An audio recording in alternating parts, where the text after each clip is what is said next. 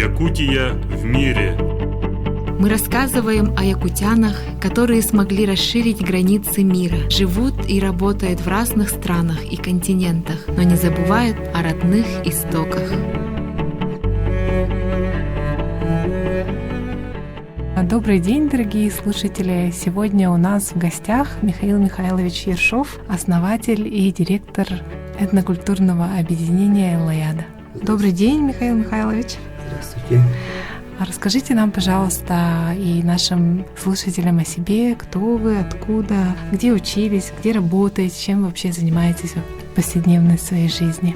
Я родом из Мегино-Кангаласского улуса. Школу закончил тоже в Мегино-Кангаласском улусе. Родители мои родом, мать из Алёкминского улуса, отец из Чурапчинского улуса. Поэтому они жили и работали в Мегино-Кангаласском улусе только в зрелом возрасте, и получается все мои родственники по материнской линии находятся или в Алёкминском улусе, а по отцовской линии это Чурапчинском улусе. У нас кровных родственников как бы только двоюродные у меня в Мегино-Кангаласском улусе. Поэтому я считаю себя наполовину чурапчинским, наполовину алёкминским. В повседневной деятельности, я 15 лет работаю. Одним из является Иннокентий Юрьевич Григорьев, сейчас министр по физической культуре и спорту. И он меня в 2005 году пригласил для создания Центра национальных видов спорта. И в то время она была как бы подразделением Управления физической культуры и массового спорта. И потом мы через год его переоформили и зарегистрировали как отдельное бюджетное учреждение. Сейчас он называется Бюджетное учреждение Республики Саха-Якутия, Республиканский центр национальных видов спорта. Я с Иннокентием Юрьевичем могу себя назвать тоже один из основателей. Я пришел в должности начальника орготдела, и мы с Иннокентием Юрьевичем первое время очень долго занимались именно организационными вопросами этого создания, начиная с устава, штатное расписание и так далее.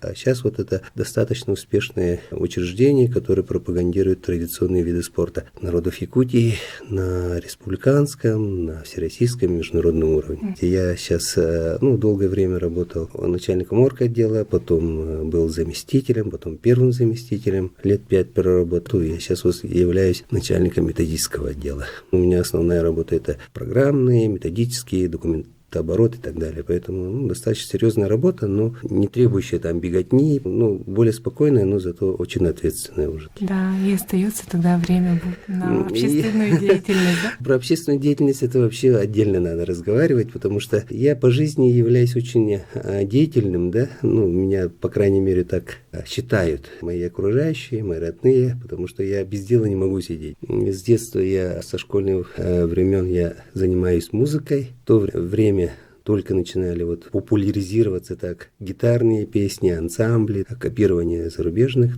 ансамблей и так далее. И в то время самостоятельно научился играть на гитаре, и это увлечение у меня на всю жизнь так и осталось. После окончания школы я поступил в Якутский педагогический институт в то время, Якутского государственного университета, и закончил в 1988 году со службой в армии. После этого в 1988 году закончил индустриально-педагогическое отделение. И во время студенчества занимался музыкой, являюсь одним из основателей, автором проекта «Доран». Мы с Петей Петровым отыграли мы в педагогическом факультете, а потом Петя остался дальше учиться и быстренько собрал второй золотой состав. Наверное, я должен подвести к тому, почему я создал, наверное, Эллаяду и так далее. Познакомились с народной дипломатией? Я уже свой автономную коммерческую организацию Эллаяда я создал в 2009 году. В этом году десятилетие мы справили. До этого я занимался единичными проектами.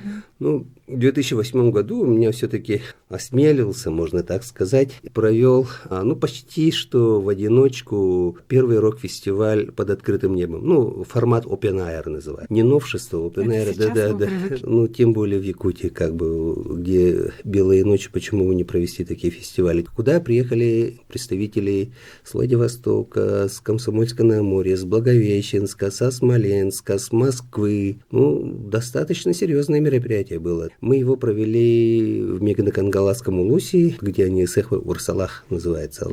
Половина была в Мигно-Кангаласском улусе, а итоговый концерт здесь, в стадионе у нас был. Сперва она у меня называлась некоммерческая организация, это музыкальный фестиваль «Ляда» назывался. И я под таким названием, по-моему, 3 года просуществовал. Потому что я проводил ежегодно уже там. Через 2 года я получил грант Министерства культуры нашего духовного развития, и я провел этнофестиваль. Действительно, я собрал народные общины различные. От рок-фестиваля перешел постепенно на этнофестиваль. А потом в 2009 году меня пригласили, наверное, 7-я или 8-я сессия ООН была, и меня, не только меня, тут несколько человек пригласили, я был как руководителем. Целая делегация поехала на сессию ООН, и тогда она только формировалась. Формировалась новая структура при ООН, это форум по решению вопросов коренных народов, да, получается. Сейчас это очень серьезная общественная структура, куда сложно попасть. И тогда, вот когда я туда приехал, я уже понял, в каком направлении мне надо работать, потому что, во-первых, я понял, что Якутия никак не представляется в международных организациях, в международных организациях как национальная республика, потому что она все время в рамках России, а Россия многонациональная и многорегиональная, можно так сказать, да, и очень много там национальных республик. Россию представляет, например, там маленькая организация, да, там, это потом Федеральное агентство по делам народностей начало появляться, да, до этого просто райпон только представлял. За 10 лет очень много разных мероприятий у нас прошло, разные были моменты, да, и очень много людей через нас проходило, и разные проекты тоже мы организовывали. Самый первый проект, это мы... Вот как раз в 2009 году я первый раз познакомился с Вильямом Федоровичем Яковлевым, директором этнокультурного комплекса «Союз Хатын». И я тогда еще достаточно молодой был и не очень понимал, в принципе, вот саму структуру цеха, концепцию там и так далее. И когда мы с ним вот уже съездили туда, когда мы презентовали, потому что он сказал: Миша, если я с тобой поеду, я должен там презентовать ИСЭХ. Этнокультурный фестиваль там, во всем мире, знаете, сколько этих этнокультурных проектов проходит? Фестивалей проходит. А ИСЭХ это единственный у нас в республике, такой высокого уровня национальный праздник. И вот я же вовлекся в этом процессе. И вот тогда он говорит, Миша объясняет, вот ИСЭХ там-то тем хорош, это концепция такая, там делается для этого, именно вот, всю концепцию. Боже мой, это же вообще наш национальный бренд. Один из самых таких, да, потому что там и духовность, там и культура, все сконцентрировано. Там и олонхо, там и народные игры, там и одежда, там и кухня. Мы его как бренд Якутии представляем, да.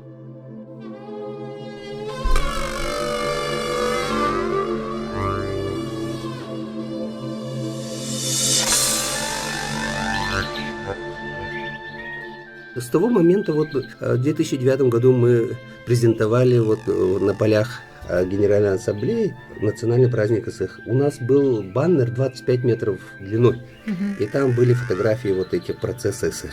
И мы с этим баннером там, во-первых, мы его разложили в самом холле ООН, там все участники, которые на сессию приходили, они проходили мимо, и все смотрели его. Все было на английском языке. И мы провели первый обряд встречи солнца. Централ Парк нью-йоркский, очень многие знают, наверное, да, потому что это культовое место. И во всех фильмах показывают. И мы туда забрались на самое интересное место. Там есть полянка Ягненка называется. И мы туда приехали, завязали саламат, посуду, там шкуры разложили, чороны и так далее. И утром полиция проезжает. Там есть внутренняя полиция, которые следит за порядком парка, и они там подойти они побоялись, потому что мы ничего противозаконно вроде бы не делали, но в то же время их очень заинтересовало. Чем эти люди, что за секта такая тут пришла и там начинаются какие-то эти... мы аккуратненько, ничего никому не мешая, провели этот обряд. И как раз мы там, по-моему, в 4 утра там пришли, пока солнце еще не появилось, и мы там провели этот обряд, и мы это все засняли в кино же. Первый проект этот. А какой самый запомнившийся яркий проект, которым вы гордитесь? Самый яркий по сложности и по масштабности, это, наверное, один из самых таких трудно доставшихся проектов, это фестиваль якутской культуры в Калифорнии. Что я туда вывез 43 человека Представьте, 43 человека, которому каждому визу сделали, каждому организовали проезд, выезд, чтобы там жили, встреча, проводы, питание и так далее. И установили вот один из самых красивых этих тюсюльга на берегу Тихого океана, получается. Ну и мы очень хорошо поработали с Ахадиаспорой, потому что в 2012 году я получил разрешение на проведение сеха. Ну, и это только получил разрешение. А дальше уже передал полномочия вот этим нашим американским соотечественникам, и они вот в течение 1,5 лет они проводили работу по организации сеха. И по получению разрешения на землю, там и так далее. Дни якутской культуры, они сейчас вот в Калифорнии, в городок Гуалала, приедешь, и они, если якутское скажешь, то они все знают. Уже каждый год наши соотечественники якутяне собираются, да? Ну да, это для этого и было сделано.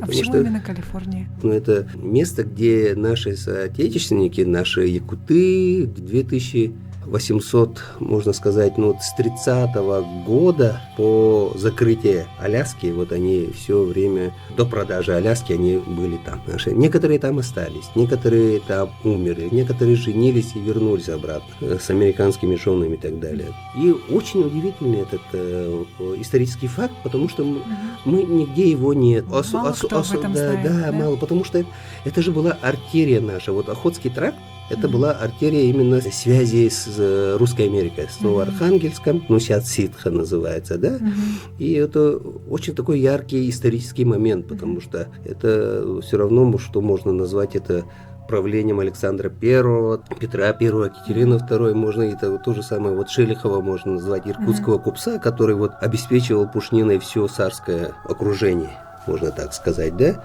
И российско-американская компания тоже внесла очень такую достаточно серьезную лепту международных отношений и вообще развитие вот Северной Америки тоже самое. А притом в них участвовало именно очень много якутян. Я не знаю, потому что в то время не было хороших статистических данных, просто даже те, которые сохранились, очень многие сгорели, но это уже около 200 якутян. Даже по минимальным. По минимальным. Здорово, что вы рассказываете нам о таких вещах. То, наверное, о таких вещах говорить больше, ну, чтобы больше людей знал. Действительно, мало кто, наверное. Я сам был поражен, когда такой большой исторический пласт из нашей жизни как бы замалчивается, умалчивается или не придается внимания к этому. И поэтому, да, вот это наша первая реакция, это надо было памятные серьги обязательно нашим поставить, соотечественникам, которые вот помогали именно жизни, благоустройству, потому что они умели, во-первых, справляться с животными, да, вот якуты, да, коневоды, и строители неплохие, плотники неплохие. И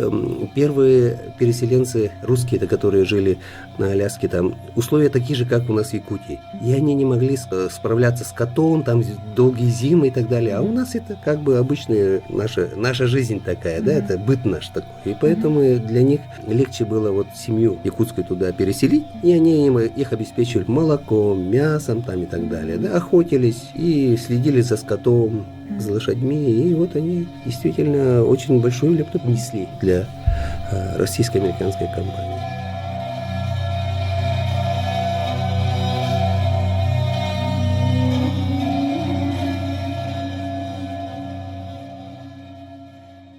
Вот вы проводите свои мероприятия, ставите сернгеи, да, по всему миру. Знаю, в этом году вы в Мексике, да, были? Вообще в скольких странах вы уже реализовали свои проекты? У нас нет такой задачи, да, там побольше сергея поставили. У нас такой задачи не стоит. У нас вообще изначально была, вот мы с Вильямом Федоровичем советовались на эту тему, обсуждали, думали. Нам желательно бы на 5 континентах, чтобы наши были места, где стоят наши не только сергеи, мы тюсюльга делаем.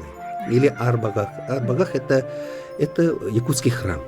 Якутский храм, потому что именно через арбагах наши вот во время сеха передаются и моления, свои алгысы через арбагах, потому что с 21 на 22 утро уже только верхние божества через арбагах только свою благодать дают. Поэтому вот мы не просто сергеи ставим, мы обычно ставим вот арбагах. Ну, арбагах от обычного сергея отличается, что на них есть рога, различные эти, да, ну, уровневые вот эти.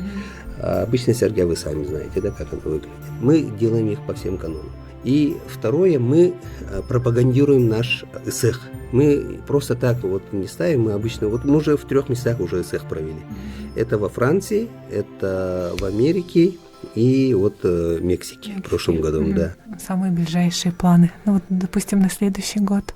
На следующий год, ну, это Австралия, скорее всего, будет на следующий год, да, потому что мы уже в этом году, может, не успеем, потому что сейчас у нас переговоры очень сложные идут там по месту проведения. Именно установки, то есть не проведения, а установки СРГ в Арбагах. Там есть 2 варианта. Это парк, городской парк в Сиднее или земля аборигенов. Поэтому вот они сейчас обсуждают, где, как лучше будет. Но там 2 варианта. Для нас все равно приемлемы, потому что городской парк – это побольше людей посещает, знакомятся с якутской культурой. А земля аборигенов, там она будет в очень хороших руках. Уход будет хороший.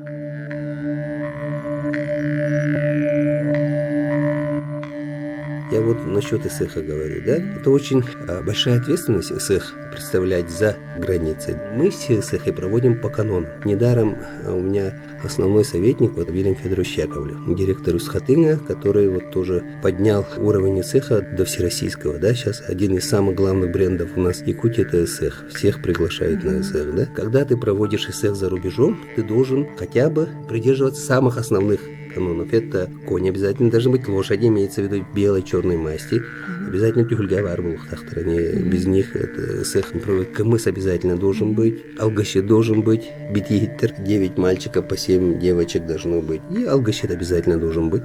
И арбагах обязательно должен быть. Без этого эсэх не проводится. Остальное вот то, что проводится, это можно назвать, ну, не знаю, там, маевка, выход на природу, пикник. Ну, все что угодно можно назвать, только не надо говорить, что эсэх. Потому что мы таким образом умаляем значение эсэха. Если мы эсэх будем каждый выход на природу называть эсэхом, мы уже его значение скоро потеряется. Это очень ответственное дело, поэтому надо очень, очень серьезно к этому относиться. Но если ты пропагандируешь культуру, ты пропагандируй как достойно его, а не так там частично или что-то в этом роде. То же касается вот одежды, каких-то обрядов там, и так далее. Надо его полноценно проводить или вообще не проводить. Поэтому надо какую-то ответственность, я думаю, нести за то, что ты пропагандируешь свою культуру от имени народа Саха за рубежом, то надо нести такую ответственность.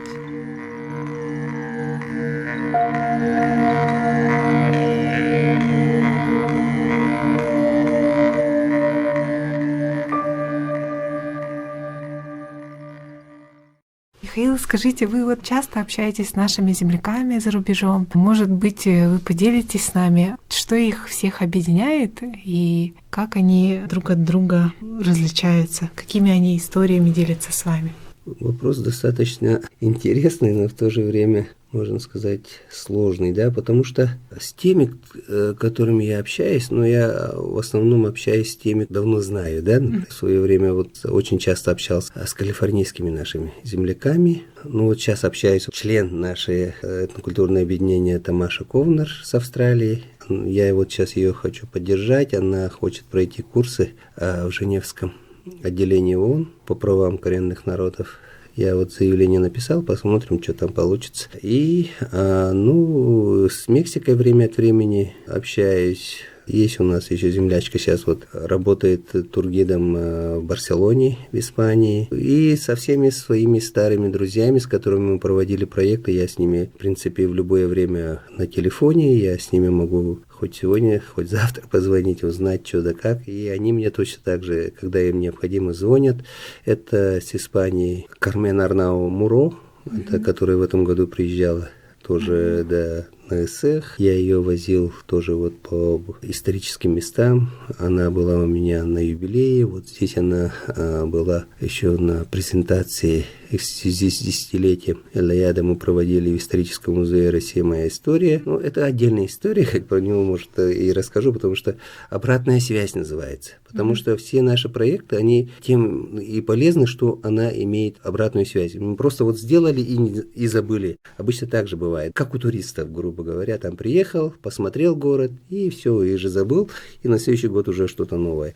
А наши проекты, вот именно то, что мы проводим, им прививаем любовь к Якутии, и потом они уже обратно приезжает и смотрит, что за страна Якутия, что за люди здесь живут. Ну, как бы это имеет очень такое серьезное международное значение, в том смысле, что люди узнают Россию не из источников СМИ, да, которые вот пропагандистские, да, а именно вот своими глазами. В этом году, например, приехавшие вот с Калифорнии мои друзья, это непосредственно, сейчас она на пенсии, Робин Джой Велмен, она очень долгое время работала в Форт Росси и занимала достаточно высокую должность, была рейнджером по работе с русским населением. И вот она действительно, вот эта женщина, она первая откликнулась на нашу просьбу вот установить СРГ. И вот она говорит, почему бы нет? И вот в 2012 году она нас пригласила, включила в программу празднования 200-летия Форт Росс и нашла место, где мы можем установить вот эти первые СРГ. И вот отсюда и началось вот калифорнийское, как бы это, да. И вот она в этом году приезжала. Этим летом я возил ее в Амгу, показывал наши очень красивые исторические места, и она вообще в конце концов говорит, у вас такие обширные места, вы там нигде разрешения, я нарочно так и говорил, хочешь, вы говорите, можешь здесь построить себе дом, да, там типа никто нигде запрещать не будет, можешь остановиться здесь и сделать пикник. В Америке такого нету. Каждая земля, она принадлежит кому-то там. А тут они видят, тут вообще свобода. У нас лошади вот спокойно ходят по всем этим, да, там еще и корова, да. Как это у вас все это? Ну, говорит, это наш быт. Здорово же, говорит, вы живете. Говорит, если возвращаться к вопросу, я думаю, это любовь к своей родине в любом случае, да, потому что они, как бы они комфортно не жили в нынешнее время, они в любом случае все равно помнят свою историческую родину, любят, они хотят каким-то образом все равно быть полезным своей родине.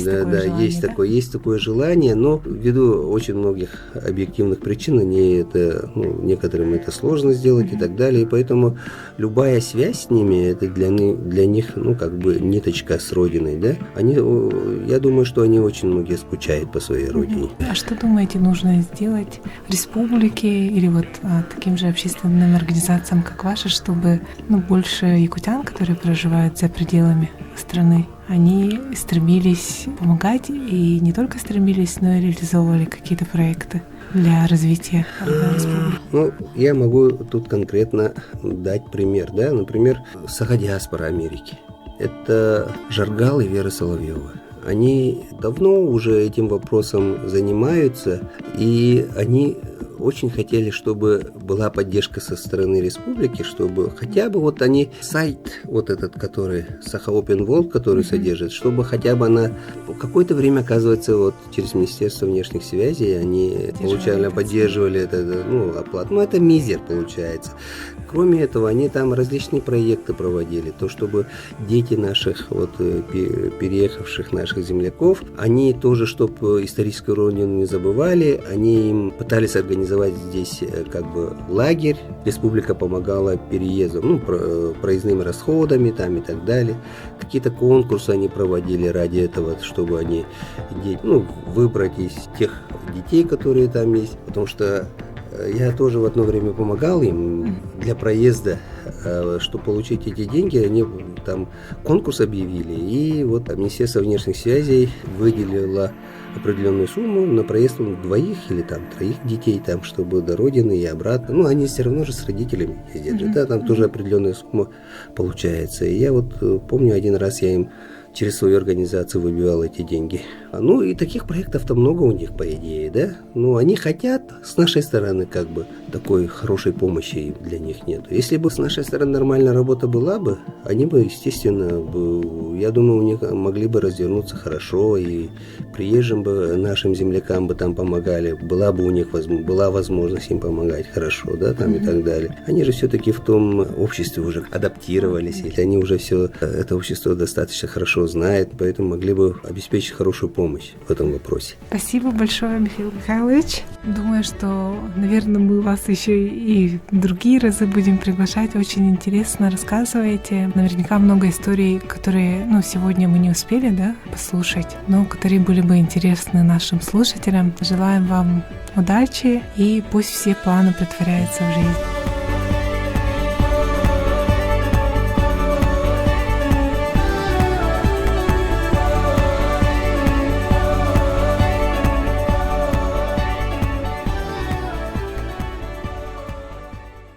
передаче «Якутия в мире» выступил основатель и руководитель этнокультурного объединения «Эл-Лияда» Ершов Михаил Михайлович.